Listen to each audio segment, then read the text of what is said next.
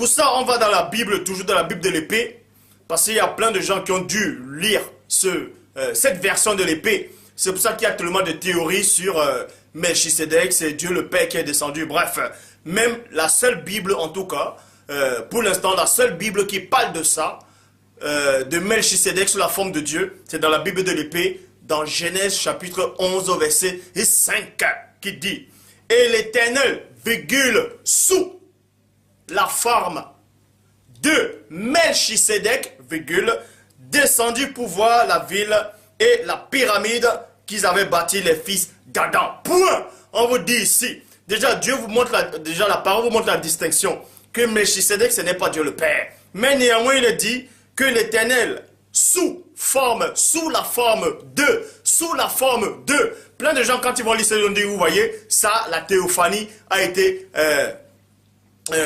rétablie. Non, je vais vous expliquer ces choses. Je vais vous expliquer, c'est la même chose, parce que ceux qui ont écrit cette version-là, par rapport à cette théophanie, ceux qui ont écrit ce récit-là, c'est-à-dire, ils avaient l'habitude de côtoyer les esprits familiers. Ça, c'est un esprit familier. Je vais vous expliquer cela. Parce que Salomon dit que ce qui a été, c'est ce qui est, ce qui est, c'est ce qui sera. Il n'y a rien de nouveau sous le ciel. Parce que quand vous lisez dans Actes des Apôtres, chapitre 12, au verset 15, vous voyez que, avant le verset 15, Pierre avait été mis en prison.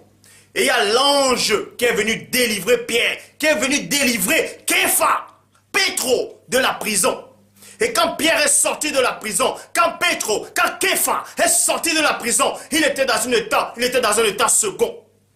Il avait peur. Et il réfléchissait. Il allait toquer à la porte d'une maison. Et dans cette maison, il y avait des frères et des sœurs qui partageaient la parole. Mais Pétro a toqué sur la porte. Et dans le verset 15 de Actes des Apôtres 12 dit ceci. Et il lui dit, c'est-à-dire, quand la femme a vu Pierre, elle a ouvert, mais elle a vu Pierre, elle n'a pas dit entre. Elle a refermé la porte, elle allait voir les frères, elle a dit, Pierre est là. Et en cette période-là, tous ces frères qui partageaient savaient que Pierre avait été mis en prison. Et aussi, on avait tué Jacques aussi par l'épée. Donc pour eux, dans leur esprit, dans leur compréhension humaine, Pierre aussi avait été mis à mort. C'est pour ça que quand la femme est venue voir, les autres, ils ont dit, Pierre est devant la porte, c'est lui qui toque. Il lui répondit 2 points, tu es folle, point. Mais elle affirma que la chose était ainsi. Et il lui dit 2 points, c'est son ange. C'est son ange. Donc la réponse c'est quoi? C'est que eux, ils avaient coutume déjà de croire à des apparitions théophaniques, c'est-à-dire à des apparitions familières. C'est-à-dire c'est un ange. Pour eux, c'est l'ange de Pierre. Donc c'est l'ange qui avait pris la forme, qui est venu sous forme de Pierre, de Képha, de Pétro. Mais cet ange-là n'était pas Pierre. De même que quand on dit que l'Éternel est venu sous forme de Melchisedec, par rapport à cette version-là, ce n'est pas l'Éternel lui-même. Ce n'est même pas l'Éternel. Parce que, si vous croyez que c'est l'Éternel, vous allez toujours être dans la même confusion. Je vais aller dans Genèse chapitre 18, verset 1 à 2 qui dit « Puis l'Éternel apparut à Abraham au chêne de Marée, comme il était assis à la porte de la tente, pendant la chaleur du jour. Il leva les yeux et regarda, et voici 3 hommes. Voici 3 hommes. Or, la parole dit dans Nombre 23, 19, que Dieu n'est point un homme pour mentir, ni fils d'homme pour se repentir. Donc, il leva les yeux et regarda, voici 3 hommes. Melchisedec, Noé et Shem. Or, nous savons que Noé était déjà mort. Et Shem aussi était mort. Or, Paul y dit quoi dans l'épître aux Hébreux? Il est réservé aux hommes de mourir une seule fois. Après quoi vient le jugement? Alors, Noé vient faire quoi là? Shem vient faire quoi là? Ils étaient debout devant lui. Vous voyez? Là, ce sont des esprits familiers. C'est un ange qui prend l'apparence de quelqu'un. C'est-à-dire, un ange, il peut prendre l'apparence, peut-être un ange, il prend l'apparence de Zoulou là. Il vient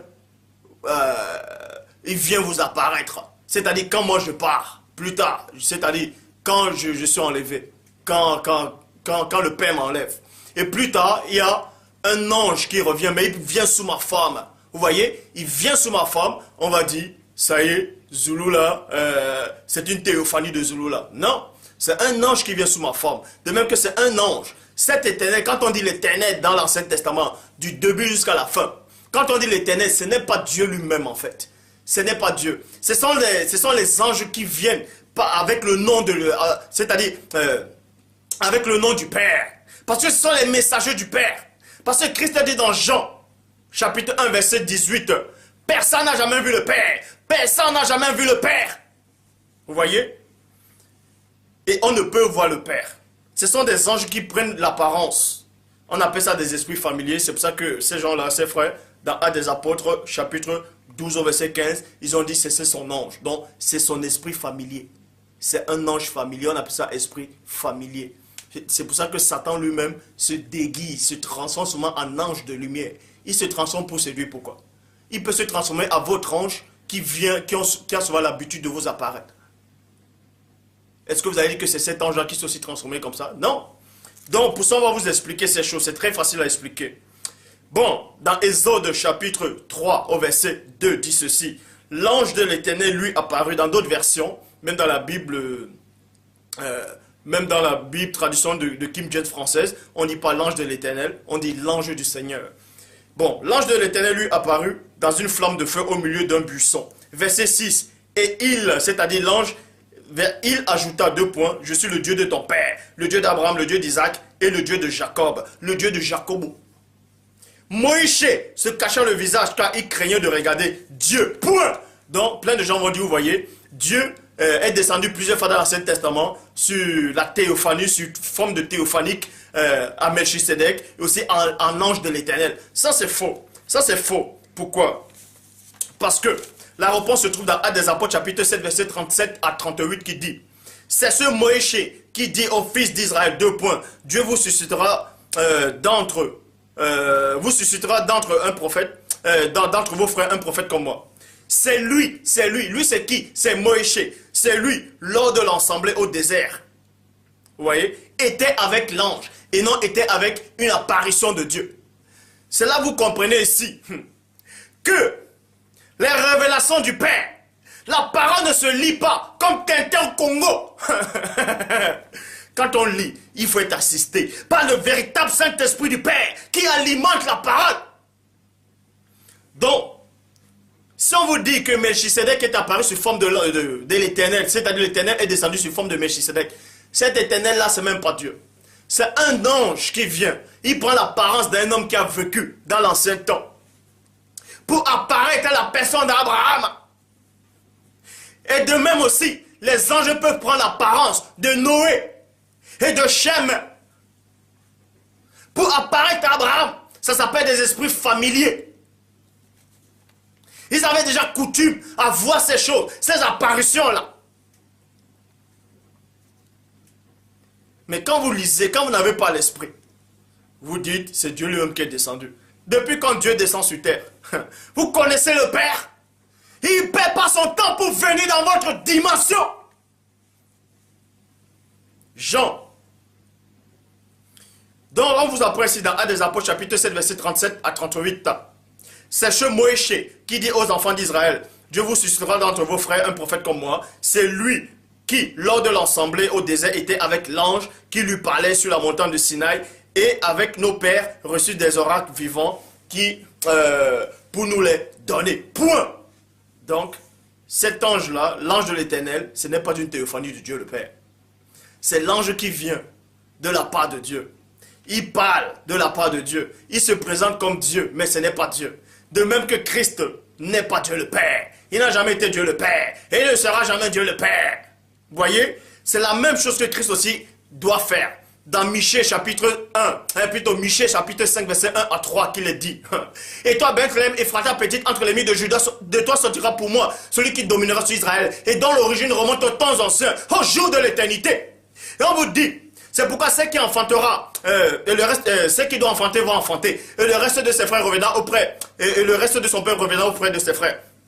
C'est pourquoi il se présentera. Qui va se présenter? C'est la personne du premier-né. Il se présentera et il dominera. Il gouvernera avec la force de l'Éternel, son Dieu. Avec le nom de la majesté de l'Éternel, son Dieu. Donc Christ vient en tant qu'Éternel. Mais il n'est pas Dieu. Il n'est pas l'Éternel, mais il vient avec le nom de l'Éternel, son Dieu. Avec la force de l'Éternel, son Dieu. De même que ces anges-là aussi, quand il vient, quand l'ange apparaît à Moïse, au buisson ardent, écoutez la révélation. Quand vous lisez dans Exode, on vous dit que Moïse, dans l'Ancien Testament, Moïse et les anciens d'Israël, ils ont vu l'Éternel, ils ont vu ses pieds, ils ont vu l'Éternel des armées. C'est écrit. Or, le même Dieu dit, aucun homme ne peut me voir et vivre. Alors, pourquoi on vous dit encore que Moïse a vu l'Éternel? Hein? Alors qu'il ne peut pas voir Dieu. Christ le dit, personne n'a jamais vu Dieu. Personne n'a jamais vu Dieu.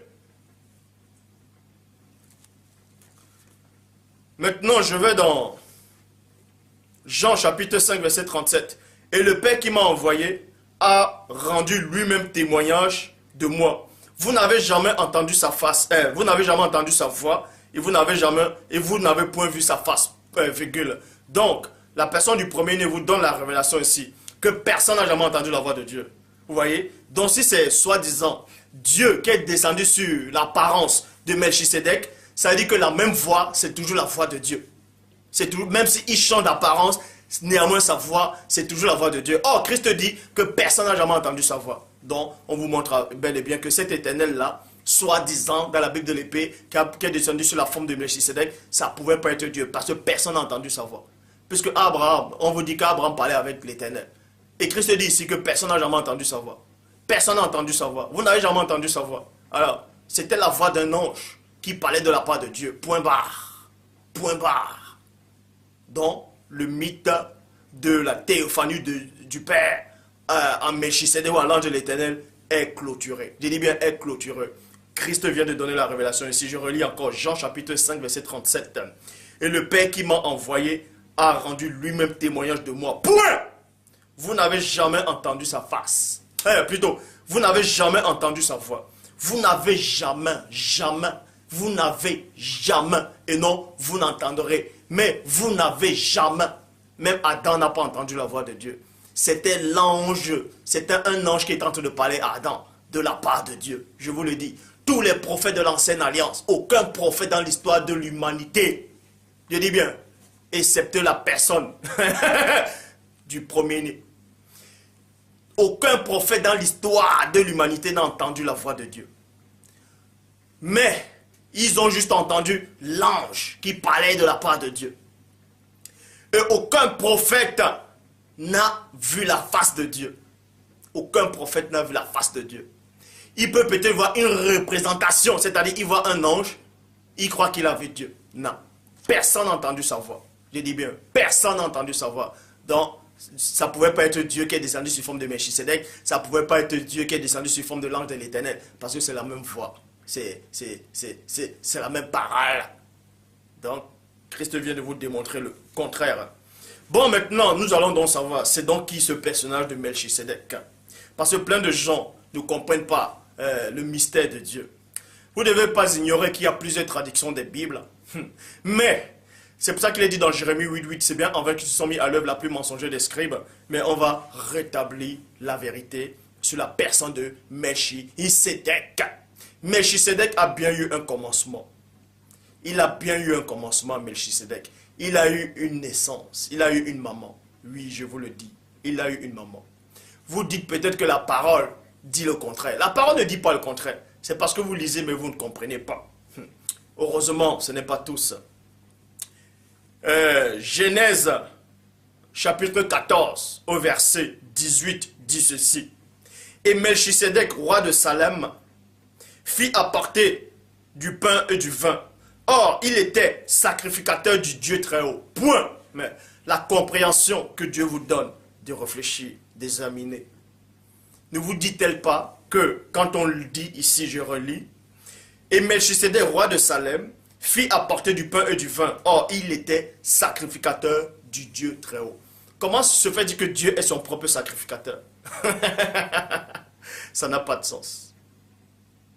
Ça n'a pas de sens. On vous dit que Melchisédek était sacrificateur du Dieu très haut. Melchisédek sur la terre, devant Abraham, il a béni le Dieu très haut. Donc, expliquez-moi, Dieu descend sur la forme de Melchisédek, il se bénit encore lui-même en haut.